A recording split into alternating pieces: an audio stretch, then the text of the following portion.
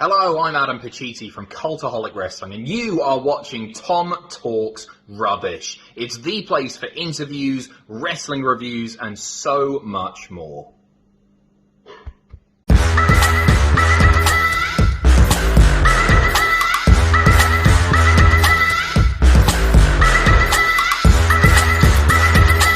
Sure, you subscribe to Tom Talks Rubbish. I highly recommend you subscribe here first.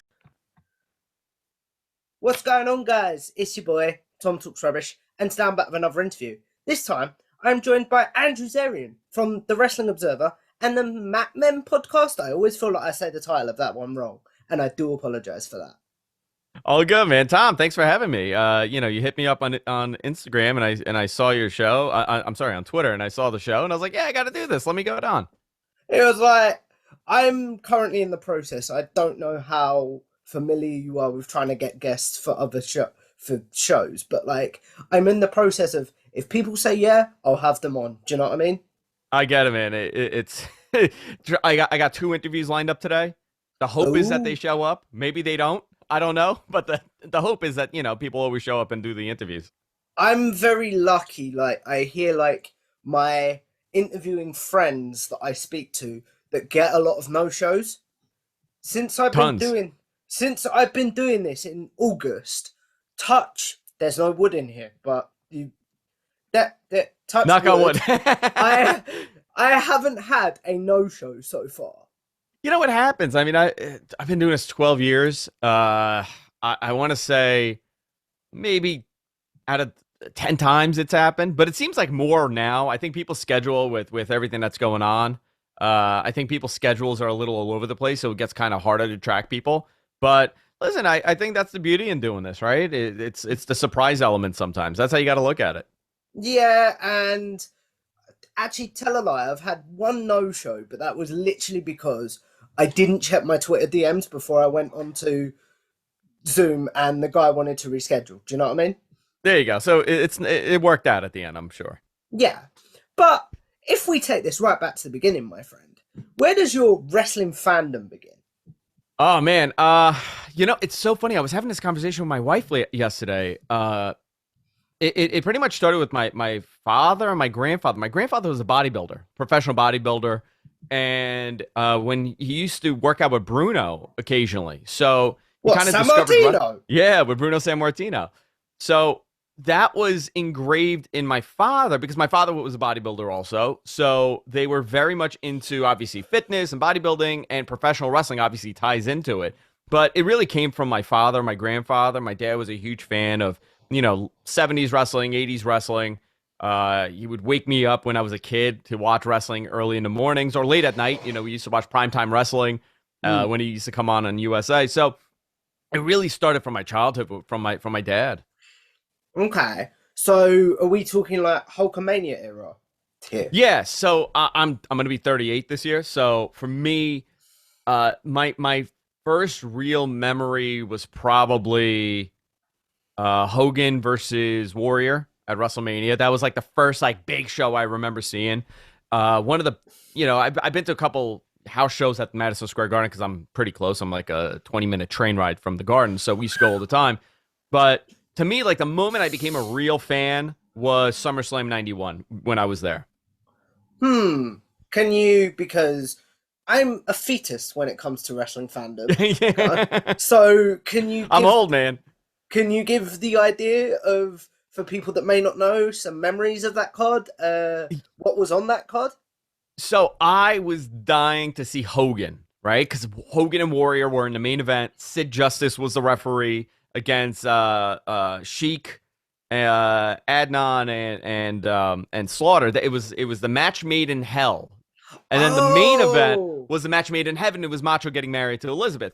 But what sold me on, I was so disappointed in the main event. I just wanted to say that because it was the first time I was like a wrestling fan. I was like, man, this wasn't great, like thinking about it as a kid. But the thing that sold me was the Road Warriors winning the title, and still one of my favorite matches of all time, Perfect and Bret Hart for the IC title. That match made me into a wrestling fan. So, if I remember correctly as well, obviously you wouldn't have known about this as a kid, but isn't that also the SummerSlam where Ultimate Warrior runs backstage and doesn't come back out because he's suspended, right? Yeah. That's the one where Warrior disappears and he never shows back up for years, you know? Ah, okay. I know the one you're talking about now. Thank you, Dark Side of the Ring. So you mentioned Brett Perfect there, right? So as that being what brought you into it as a fan. So have you always been a fan of the quicker, more technical guys? I don't know, you know, like I think as a kid, and this discussion happens all the time in wrestling, right? The big muscle guys are the ones that catch your attention, and Vince seems to be going in that direction again. But you know, as a kid, you kind of like the larger than life characters, the cartoonish characters, and that really stood out. But it was something, you know, like technical wrestling wasn't something that we really saw too often, and especially in that era, you know, because everybody was so big and it was just guys, you know, big bodybuilder types. And Brett and Perfect were the total opposite. They were, I mean, just generals in that ring. It was interesting to, like, for me, like, then I became a big fan of Shawn Michaels, which I was always a fan, even as The Rocker. So I think it was a mixed bag. I think the guys that stand out, and the guys that don't really don't. But to me, it was always a mixed bag of like what I liked. You know, peak '90s wrestling. For me, as 7 years old, you know, it was post Hogan, post Savage, really. It was more the Bret Harts, the Scott Hall, you know, Razor Ramon, Diesel, that era, like mid '90s era, which a lot of people look at and they say, well, that was like the worst era for WWE. But that's what we grew up on, and it was able to capture me and like a whole generation of fans, including all my friends that, you know, stuck around with it. My question for you that I always ask people that grew up on that era is, say we had a DeLorean and like you experienced that era as an adult. Do you think and got hooked and discovered wrestling as an adult? Do you think you'd be as hooked, or do you think it was a childlike wonder? I think it's a childhood wonder. I think it's difficult for an adult to get into it now. I sometimes look at it like last night I'm watching Monday Night Raw and I'm like, it's kind of difficult to capture, you know, an adult into this unless you have some sort of connection to it from your childhood. I think it's one of those things like baseball, football, people get into later on in life. But I think with wrestling, there's still that stigma with some people, like, is it real? Is it not real? How do you watch it if it's not real? You know, I think it's kind of engraved in you as a child, and it's something that some people grow out of and some people never do, and I was just one of those people that I never grew out of wrestling. So, on the it's not real thing, do you, even though you work in the wrestling media, still get asked the question sometimes by when you tell people what you do for a living? Do you still get the question of, you know, it's fake, right? Yeah, like it's interesting because I was talking to somebody about this, and like I was just explaining like what I do, and it's difficult to explain to, you know, to people that really don't get. First of all, if you don't know how podcasting works, right? You don't get podcasting. You don't like you kind of try to explain it in a simpler way, and I don't think it does it justice. But I was talking to someone, they're like, so what do you talk about? Like do you talk about like how does it work? Like, it's not real. They're not really hitting each other. So what are you covering? I'm like, you're covering the sports. You're covering the TV show essentially, right? But I don't think there's any other industry where you analyze a TV product. Let's not consider it a sport. Let's look at it as like a television product. You analyze a TV product, then you talk about all the behind the scenes stuff that goes on. There's nothing like that. There really isn't. And I think it's difficult for people to kind of grasp, you know, even like the political stuff within wrestling and the backstage stuff. It's a very unique industry that can't be compared to anything else. You talk about not other TV shows not having the behind the scenes stuff. That's something that I would actually disagree with. Tell me. Purely because we see, like, I'm watching a lot of Grey's Anatomy right now, so that's what's on my mind. We see, like, by the way, I was about to bring them up as an example. My wife watched it. I watched it up until like a couple seasons ago, so it's fun. It is fun. It's not bad. Yeah, me too. Anyway, but you see, like, for example, and the name of the main actress has escaped me right now, but I can't think. Meredith Grey? Yeah, her, but the actress. You saw her contract was coming up. Like, yes. We do tend to see a lot more of that nowadays because of the internet. Yeah, you do, but like even like The drama backstage, right? I guess it's covered. I guess you're right. Absolutely, you're right. I would say, is it, with wrestling, we're in our bubble, so maybe you don't think about things a different way. I think you're right. I like, even with like McDreamy or whatever, McSteamy, like them leaving the show, that became a big deal for people. Yeah. You know? Or as he was called in the press, I only found this out today and it made me die. McDiva. McDiva. There you go. So, going off the Grey's Anatomy talk, because the kick I'm on right now, I could literally talk about that for an entire podcast. But that's a total, not what we're here to talk about, my friend. So, as we move along your wrestling journey, you said you never stopped. Have you never had an extended period where you stopped watching wrestling then? I never had a long period that I stopped watching, or not following it. There was probably, I watched it. I mean, just everything that was on WWE TV or WCW, even from 1990 to 2006. Okay. And then I kind of like got out of it a little bit, but I was still watching. It was still on the TV. I would read about it online, but I wasn't, loving it. And then as passionate. as passionate about it. And then when I started doing podcasts, in 2009, there was always like the thing, like maybe I should do a wrestling podcast. Like in the back of my mind, the whole Summer of Punk stuff that happened, that kind of changed my trajectory with wrestling, and I kind of got really back into it. And I started the podcast. You talk about in 2006. To be honest, by that point, I know TNA was kicking around, but AEW was the only game in not AEW, that's a few years away. WWE. Why is my brain not working this afternoon? For me, it's still early. It's 11. I got an excuse at least. Fair enough. But yeah, like WWE was the only game in town. Do you think that was partially the reason you turned off a little bit? I don't know. I think it was the moment in life for me. I'm a young adult. I'm trying to figure out life, what I'm going to do. I was busy with work. I was a big independent wrestling fan. I would go to Ring of Honor shows all the time. So I was still following it. 06, I just feel like the product, you know what it was? Actually, later than 06, it was a Chris Benoit debacle. That turned me off to wrestling tremendously. I lost a lot of like, it was always in the back of my mind, watching wrestling, where it was just such a heinous thing that happened, where I couldn't connect with wrestling the connection I've always had. And we've heard terrible stories in wrestling throughout all the history. I mean, growing up on the message boards, you heard about a lot of stuff that you wouldn't see on TV or a lot of people weren't aware of. But this was like, it was heinous, a child murder, the wife is murdered, and he was such a beloved figure in professional wrestling where, going through that, it was like a punch in the stomach for a lot of fans, in a weird way. And I kind of fell out of it 07, 08. I still followed Impact and I was following WWE, but I wasn't in love with wrestling. Do you remember what rekindled that love? Yeah, the Summer of Punk, CM Punk. Ooh. And let me just say, I was never like a huge CM Punk fan. Like I always appreciated what he did because he was such an outlier. He was so different in wrestling. I was at that ECW show when he debuted for WWE. That was a big moment at the Hammerstein for him.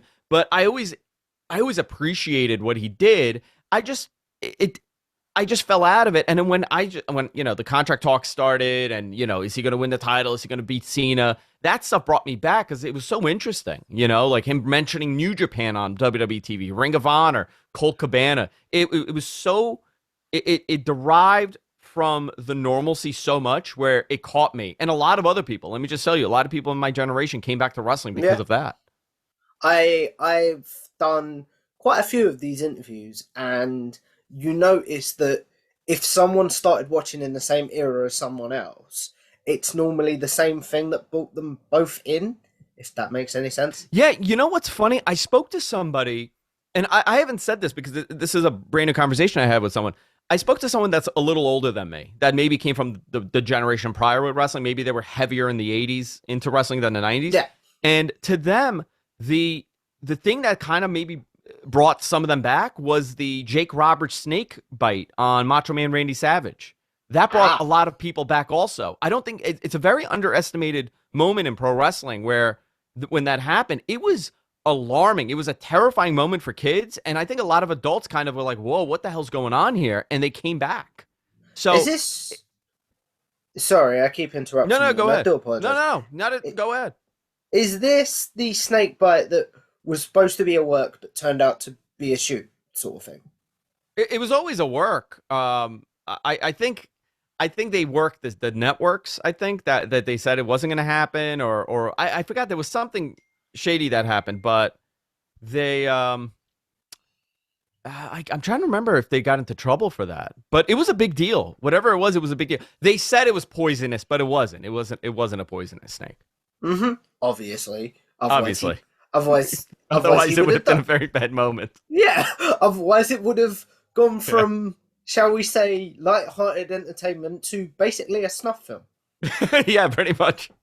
You brought up there getting on the... And my interviews tend to go all over the place. I do apologize for that. No, I love this kind of style, man. I'm the same way. I love it. It's just how my brain works, you know? Like, so you brought up starting podcasting in 2009, right? Yeah, I started, one of my buddies, he's a stand-up comic here in New York, Kunal Arora. I grew up with him. So he wanted to do a comedy podcast, and I had a house and I had space to do it. And he was like, hey, you want to do a podcast? I'm like, yeah, let's do a podcast. And we started, just doing just a variety show, and it kind of spiraled into becoming a full-time career. How aware of podcasts were you at that point? I was a big radio fan, so I was aware of podcasts, and I was big into technology. Like the tech podcast stuff was probably my major success thing in podcasting at the time. So I was always following it.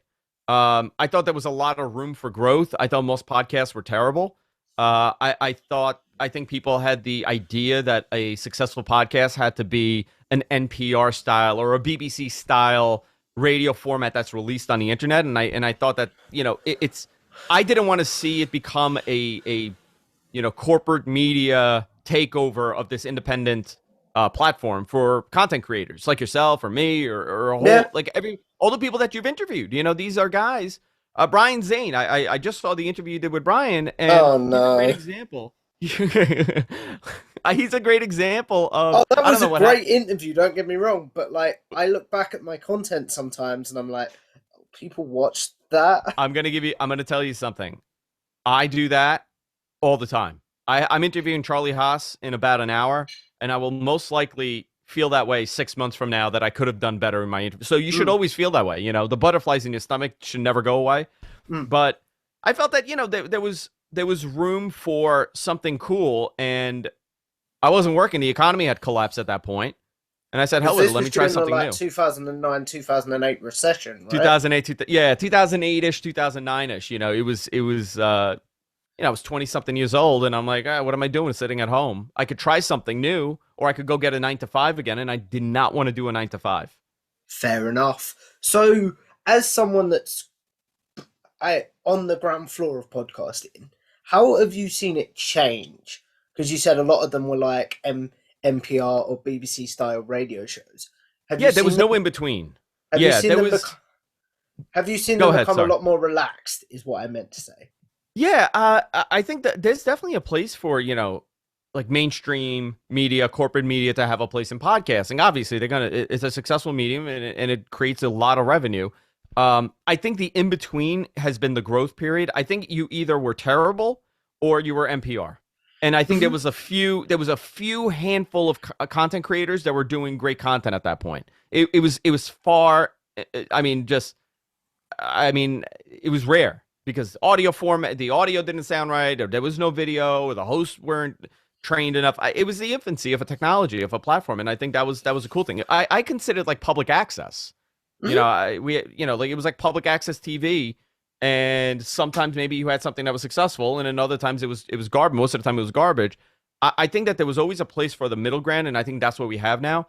And the fact that we have like pro wrestling, for example, right? How many pro wrestling podcasts are there? Tons. How many successful pro wrestling podcasts are there? Tons.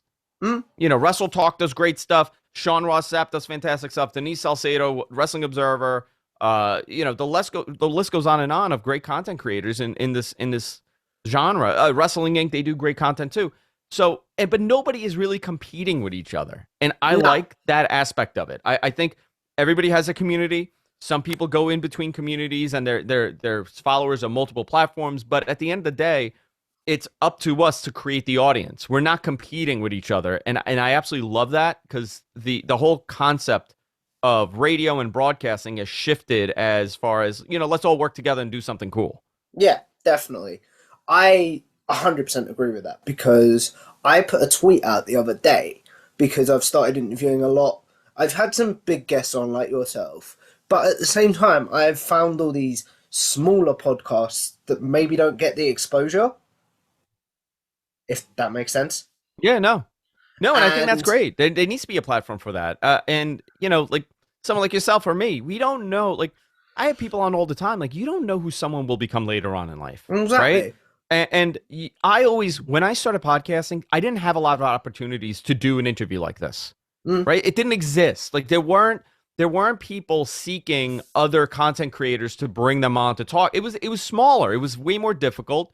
And the people that were getting those interviews were bigger names. And I always felt that if I'm asked to come on a show, or if someone wants to come on my show and I can't have them on, I will have them on. Because I don't like the whole idea of gatekeeping. You know, we're not at this level, so we can't have this person on, or I'm above this one, or I'm below this one, and I'm not going to ask this one to come on.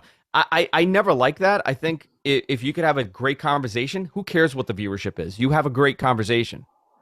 100% agree, because I'm currently at the stage where I'm like, I'm going to ask this person. They'll probably say, like, I fully expected you to say no, to be transparent.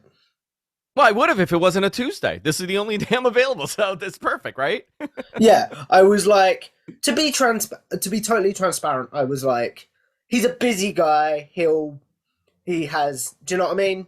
A busy life. Boom, now I'm here. I was like, but all someone can say is no. And would that be like your advice to podcasters? Reach out. You don't know who's going to say yes. Always reach out.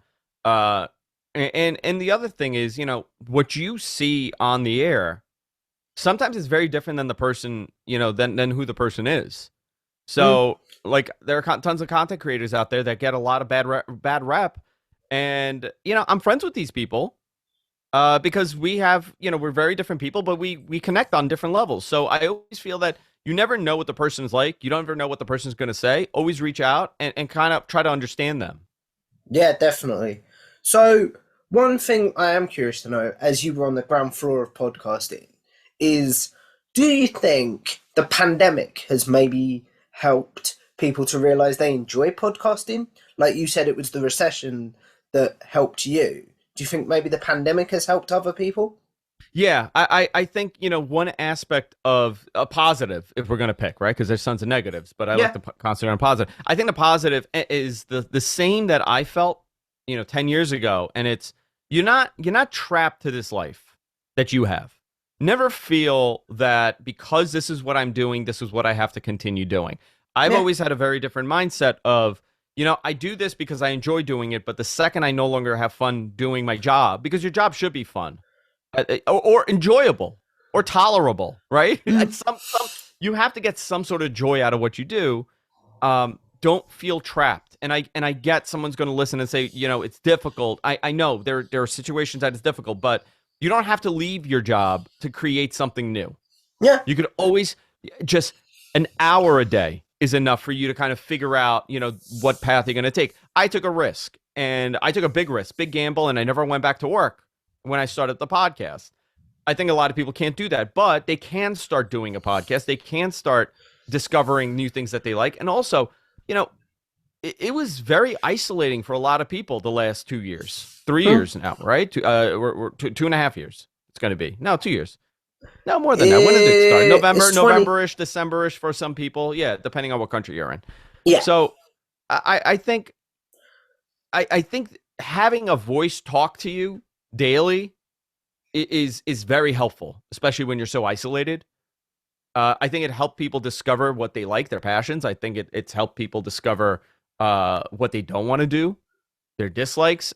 It's interesting because my viewership has definitely gone up since the pandemic. Yeah, so and I haven't seen a drop off. And I think the fear originally, I mean, amongst advertising, a little inside baseball talk here, through like sales, ad sales, and everything, people were freaking out because they thought A, the ads would dry up, and two, if people aren't traveling, they're not listening to podcasts. And it was a total opposite. More ad revenue came in for a lot of people, and more viewership came in for a lot of people because just people patterns changed. Yeah. So, what was I going to say? But the only thing that I can foresee, and I'm not saying I'm a good channel or podcast by any means, do you think that we'll see a lot more, crap is the wrong word, but you know what I mean, like people trying and maybe not being as good? I think people trying, you the odds that you're going to be a home run when you start doing this is very rare. I listen, by today's standards, I was probably terrible when I started. Most likely I was terrible. I can't listen back to some of my stuff, but that's just growth. You have to be able to recognize that and say, okay, you know what? I'm not doing something great here.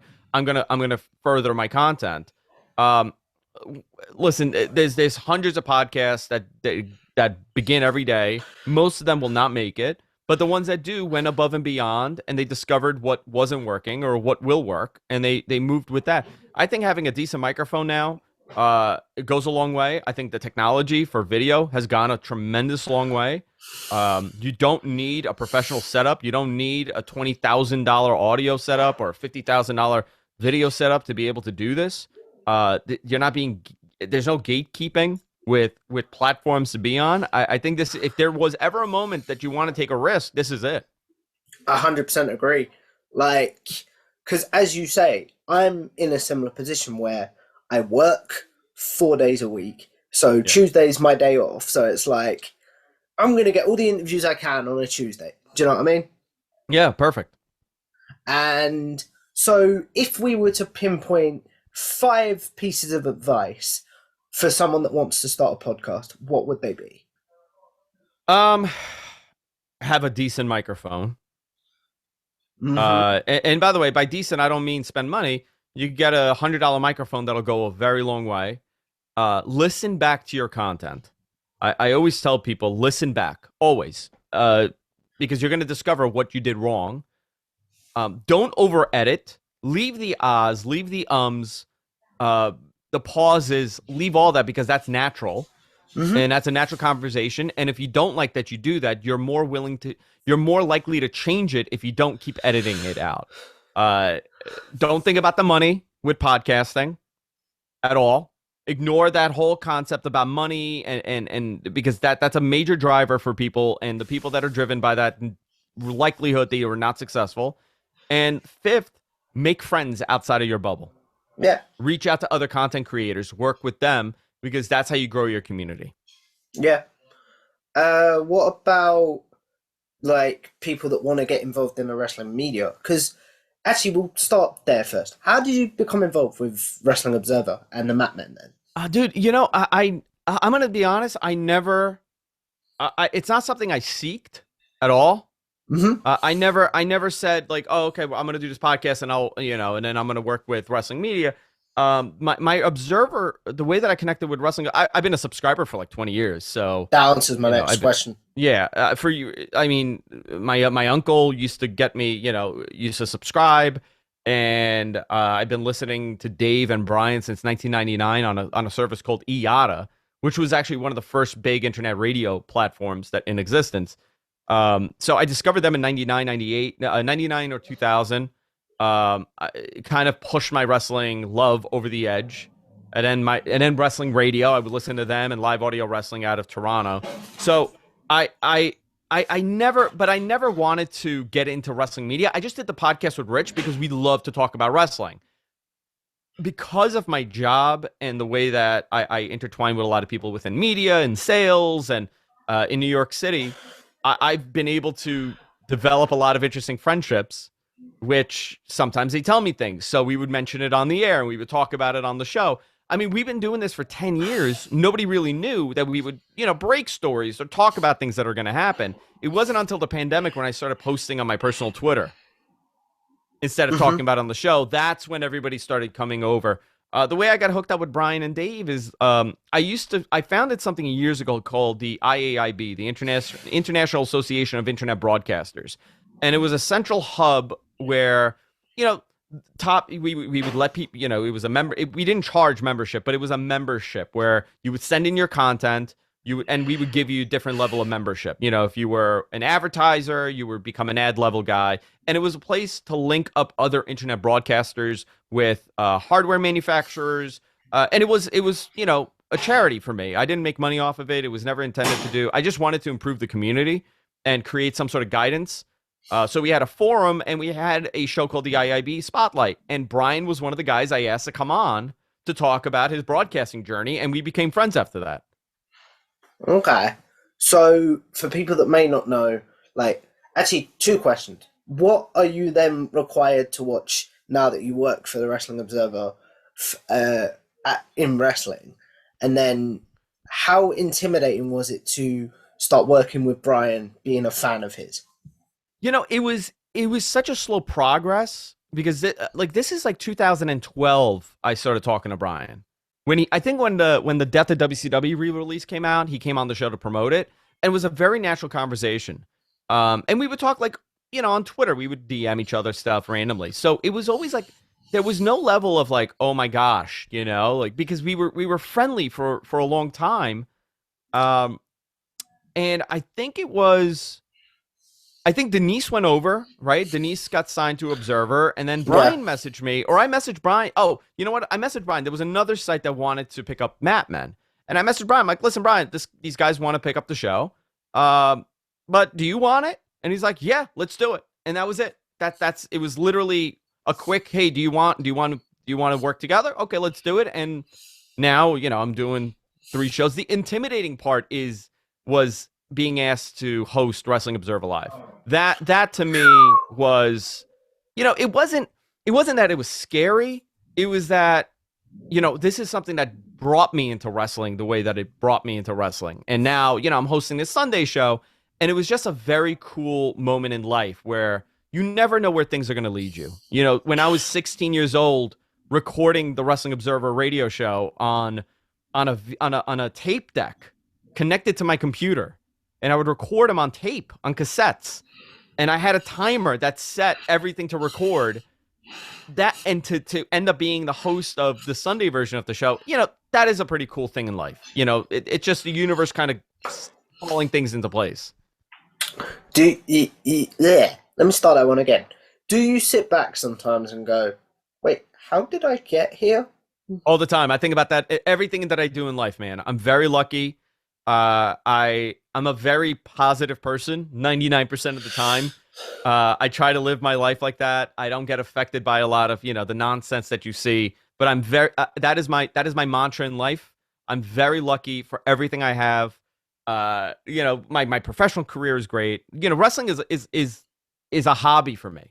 This is not something that I seek to create into my career. I would listen. I have no problem making money off of wrestling. I have no problem with that. That's a bonus. But for me, I have a great career. This is something that gives me great fulfillment doing. I love doing it. And when I stop love doing it, I'll disappear. Nobody will hear from me again. That'll be the end. That answers my follow-up question. I was literally just going to ask you, with you being so passionate and with wrestling being a passion project, will we just one day get an announcement on the show?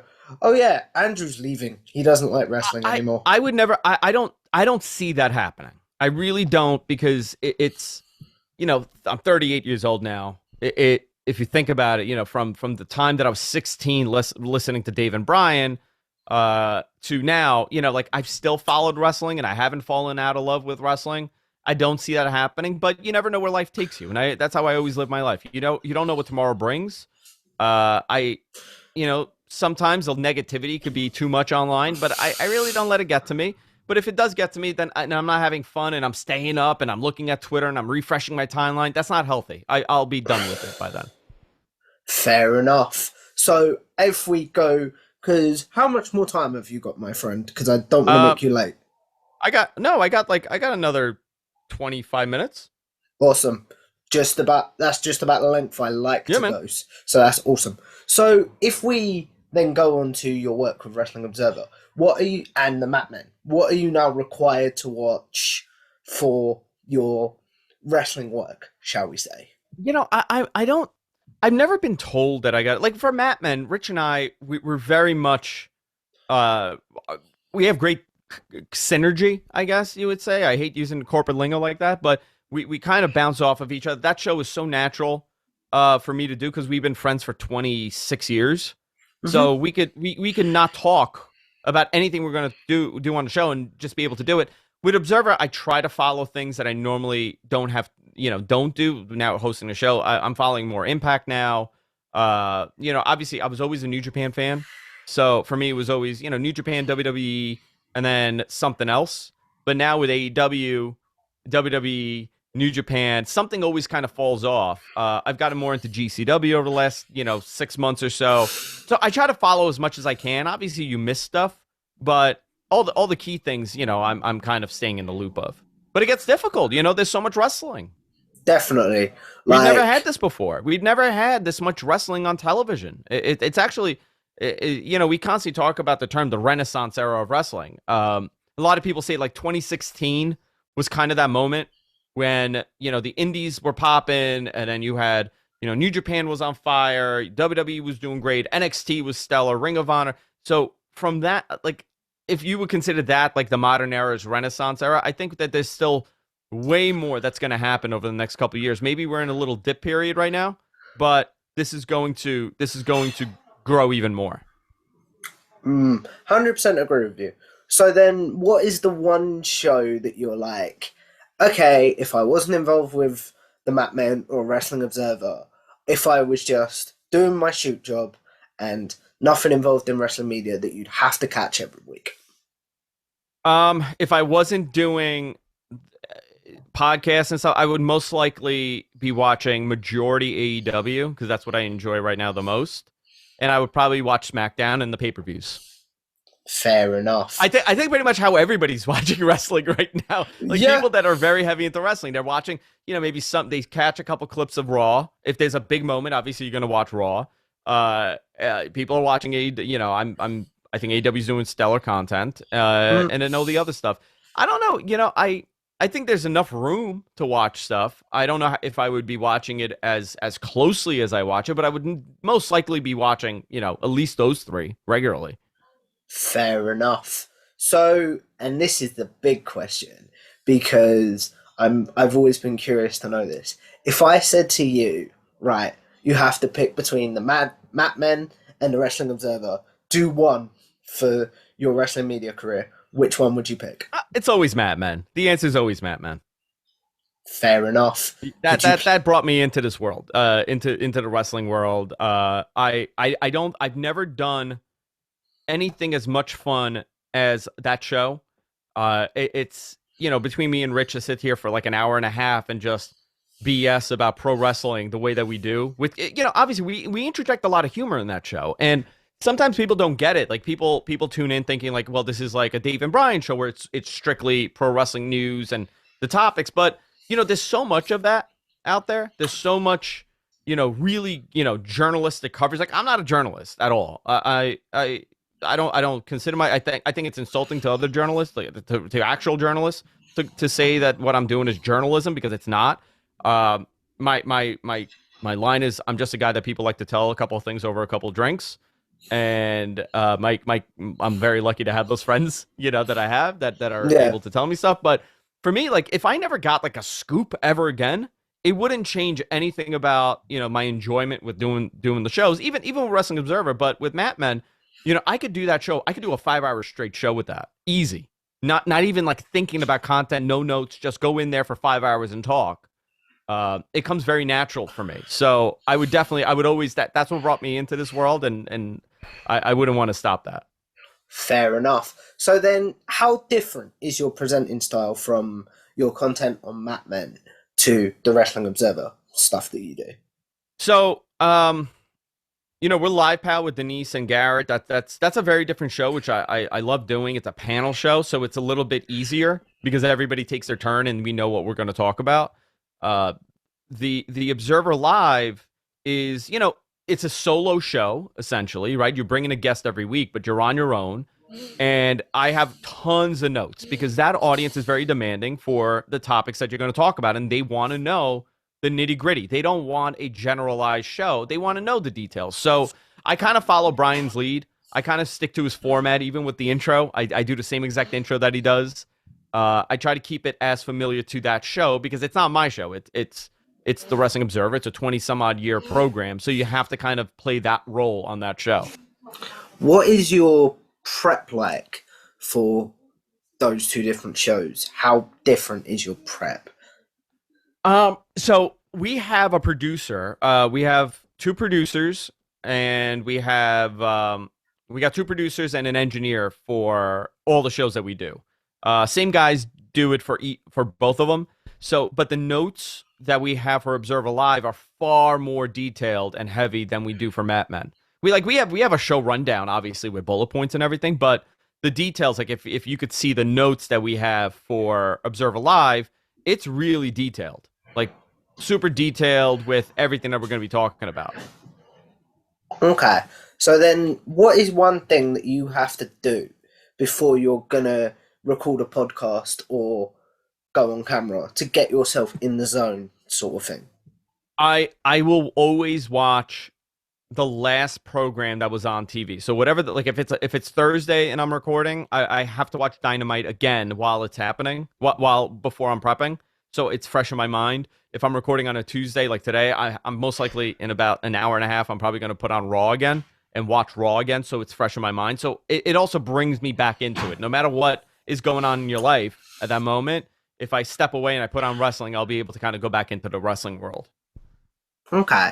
So right now, as we wind this down a bit, we're going to go into a segment that I call generic questions. Cool. These are essentially questions that I'm sure you get asked on Twitter a lot or on the Wrestling Observer, but then now as a little bit of corporate synergy for me as well, to give me some views. You can be like, I've answered this, go watch this. Do you know what I mean? Got it. So, favorite match of all time? Oh man, that's such. First of all, I hate that question. I'm very sorry because it's so hard for me to answer it. My favorite match of all time. Can I give you like three, or you want just one? Go on, three. You want just one. You want one. You want one. Okay, you know what? I'm gonna give you one, and people are gonna be probably annoyed that I gave this as my answer. My favorite match of all time: Hogan, Rock, WrestleMania 18, and I'll tell you why. It is such an easy match for a non-fan to get into. Mm-hmm. It is, and I watched it happen live. And listen, I talk about it. I get goosebumps when I talk about it. It is one of my favorite matches. Was it the best work rate? No, absolutely not. Nope. Not the best work rate at all. Like my favorite work rate match, Okada Omega. You could pick which one. Like that really is the greatest that program, I would say. The series of matches, the greatest pro wrestling match ever. Either one. You could pick, one of the list goes. It's semantics at that point, picking which one was better. I would say that is my favorite pro wrestling match of all time. But like 92 Rumble, my favorite, match of all, one of my favorite matches of all time. But I would have to say it's Hogan and Rock. Mm-hmm. Favorite pay-per-view of all time. Favorite pay-per-view of all time.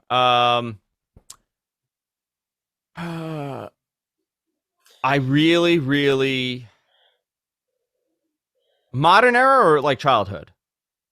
Either or. WrestleMania 17. Ooh. Okay. Would you care to elaborate why? Oh, it was fantastic, top to bottom. It was a fantastic card. We also got one of the best WWE matches of all time between Rock and Austin. It was a fantastic match, and it was kind of like an end of an era match. Like I know they did it at 19, but that was the end of WWE competing with WCW. I just felt that card was top to bottom great. I also have a lot of other ones. Like I really like Heatwave 98. Like, I don't know why that always stands out of my head for ECW, which is strange.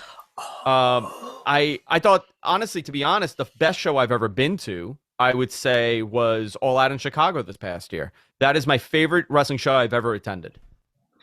That was my next question. Yeah, it's that, definitely that. I was at Royal Rumble 2000. Royal Rumble 2000. I've gone to a lot. I live really close to the Garden. Yeah. Like, I'm right by Madison. So I take the train underneath Madison Square Garden. So, like, whenever there's something at the Garden, I'm there. It's from the time I was a kid, I've been going there. So there's so many I've gone to. But I would definitely say best show I've been to was that AEW show. My favorite pay-per-view, WrestleMania 17. If, once again, we're back in the DeLorean, if you could trade a seat from All Out 2021, I forgot the year then, to WrestleMania 17, would you have taken it?